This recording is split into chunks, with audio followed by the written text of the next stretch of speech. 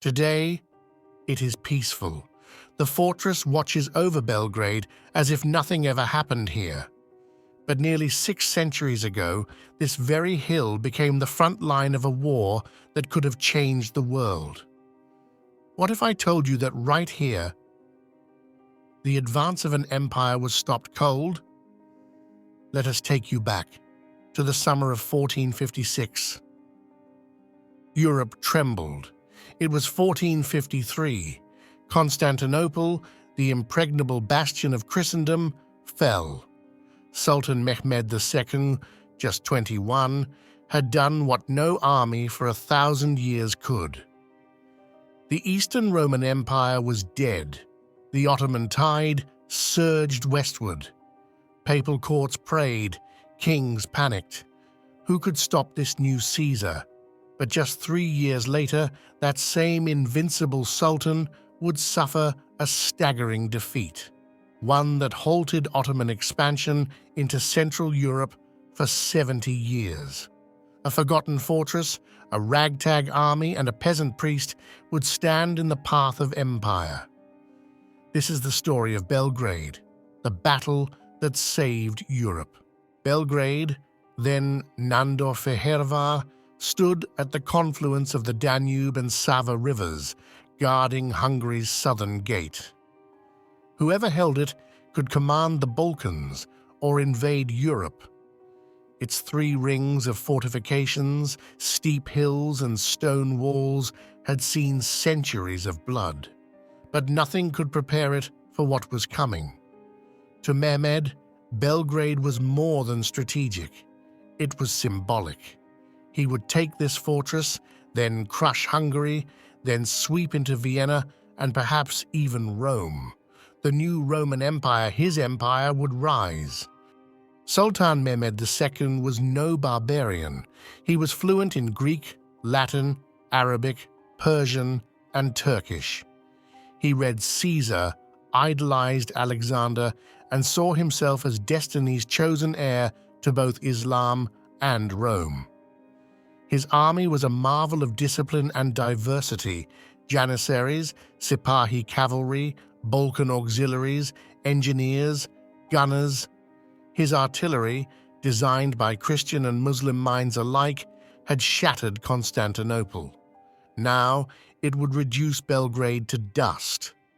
But he didn't count on one man, John Hunyadi. John Hunyadi was not royalty, but nobility earned through steel. Born of Vlach roots, hardened by decades of war, he had faced the Ottomans more than any European alive. The Turks called him the White Devil. Christendom called him its last hope. Though once regent of Hungary, Hunyadi was now politically isolated. The nobles feared his power more than Mehmed's cannons. And so, while the Ottoman war machine rolled north, Hunyadi stood nearly alone, scraping together what men and coin he could. In Belgrade, Hunyadi's brother-in-law Mihaly Szilagyi held the command with just 5,000 defenders. Supplies were running low. Outside, Mehmed's army, 60,000 strong, tightened its grip. Siege lines were dug. Cannons rolled into position. But just when despair seemed inevitable, another figure arrived. A frail, 70-year-old Italian friar with the fire of a prophet, Giovanni da Capistrano. Capistrano was no general, but he preached with such passion that tens of thousands, peasants, students, artisans, followed him barefoot, wielding pitchforks and slings. They weren't soldiers. They were believers. Against all reason, this army of faith grew to nearly 30,000. Hunyadi shook his head, then smiled. Perhaps madness was the miracle they needed. By late June 1456, Mehmed's artillery opened fire. The very cannons that shattered Constantinople's walls now pounded Belgrade. The ground trembled. Towers collapsed. Smoke choked the sky. Day after day, the walls melted under fire. Inside, defenders prayed and repaired by torchlight. Every sunrise brought the expectation of death. But outside the siege lines, Hunyadi moved. On July 14th, Hunyadi made his move. His makeshift fleet of small, swift vessels challenged the larger Ottoman galleys patrolling the Danube. The river erupted in fire and blood. Men fought hand to hand, leaping from boat to boat. By nightfall, the Ottomans were shattered. Hunyadi had broken the blockade. Supplies flowed into Belgrade. Hope returned. Hunyadi reinforced the city and readied for a final confrontation. Capistrano roused the crusaders with apocalyptic sermons. Szilagy's defenders reinforced walls with rubble, barrels, and prayer. Mehmed, enraged, doubled his bombardment. The Sultan now wanted Belgrade not just as a conquest, but as revenge. On July 21st, under cover of darkness, the Ottomans surged forward. Cannons roared, ladders rose, janissaries scaled the crumbling walls.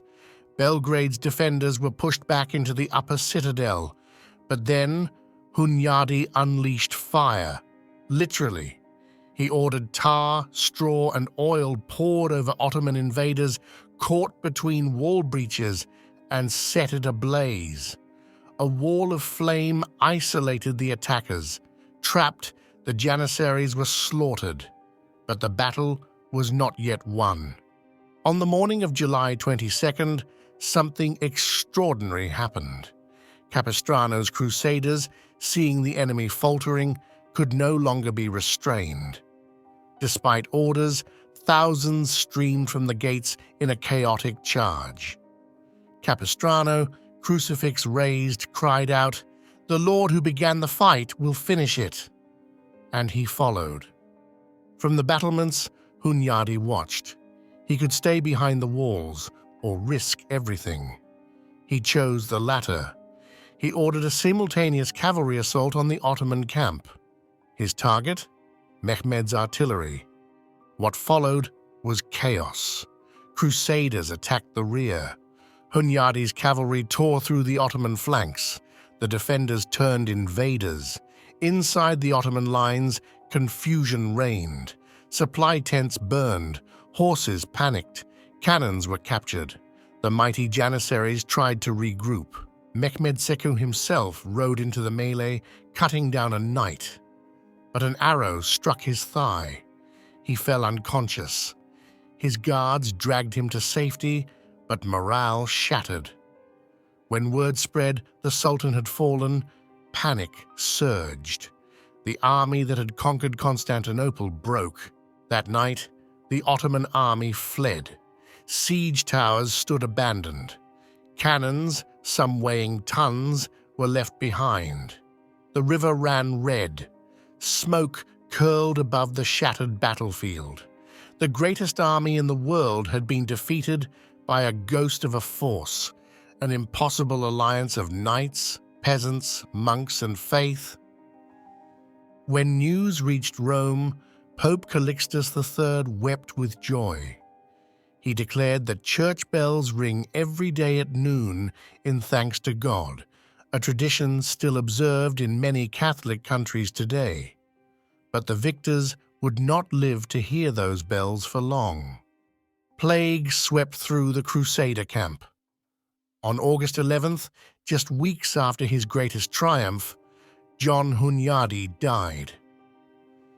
Giovanni da Capistrano died 2 months later. The twin pillars of victory fell, but their legend only grew. The Ottoman advance was stopped cold. Belgrade's defense gave Europe 7 decades of relative peace to build walls, forge alliances, and prepare. Without that pause, Vienna might have fallen a century earlier. The myth of Ottoman invincibility was broken. Even today, Belgrade bears the scars of that summer siege. The Kalemegdan fortress still stands where Hunyadi fought. Statues of him and Capistrano greet visitors. Their story has inspired paintings, operas, and epics. Books like John Hunyadi, Defender of Christendom by C. Toth, or the documentary The Siege of Belgrade, 1456, offer deeper dives. You can still visit the very walls where Europe held the line. This was more than a battle. It was a moment where courage defied conquest, where peasants stood beside lords, where an empire was halted by will alone. And yet, this story is nearly forgotten. But you can help revive it. If you believe in preserving forgotten histories and celebrating the unsung heroes of our world, subscribe to this channel. Let us know which lost battle or hero you'd like to rediscover next. Because history lives only as long as we tell it.